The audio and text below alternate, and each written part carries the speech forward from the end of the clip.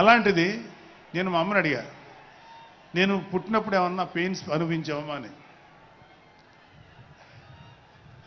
మా అమ్మ అంది, నువ్వు పుట్టినప్పుడు నేను అనుభవించినంత పెయిన్స్ భూమి మీద ఆడది అనుభవించలేదు, అంత కష్టం పెట్టేవాడిని. అది మా అమ్మ చెప్పింది నా గురించి. సరే కళ్యాణబాబు ఎలాగా అన్న.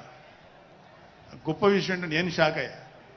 వాడు పుట్టినప్పుడు నాకు పెయిన్ అనేది కొంచెం కూడా తెలియదురా, అలాగా నాకు పెయిన్ లేకుండా పెయిన్ ఇవ్వకుండా పుట్టాడు. ఈ విషయం నేను కొంచెం షాక్ అయ్యా. అదేంటమ్మా కనీసం పెయిన్స్ ఉంటాయి కదా, ఏమోరా నాకు ఏమాత్రం పెయిన్ తెలియకుండా పుట్టాడని. సో నేనేమంటానంటే, పుట్టేటప్పుడు కన్న తల్లికి కూడా ఏమాత్రం నొప్పి బాధ ఇవ్వకుండా పుట్టిన పవన్ కళ్యాణ్ లాంటోడు, అలాంటి నాయకుడు ఈ కూటమి భాగస్వామ్యంలో ఉప ముఖ్యమంత్రిగా ఉన్న నాయకుడు ప్రజలకి ఎందుకు బాధలు రానిస్తాడు?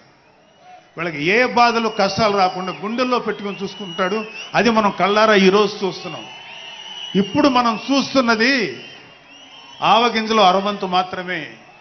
కూటమి భాగస్వామ్యంలో పవన్ కళ్యాణ్ గారి భాగస్వామ్యంలో జరుగుతున్న కూటమి ప్రభుత్వం పరిపాలన ఆవగింజల అరశాతమే.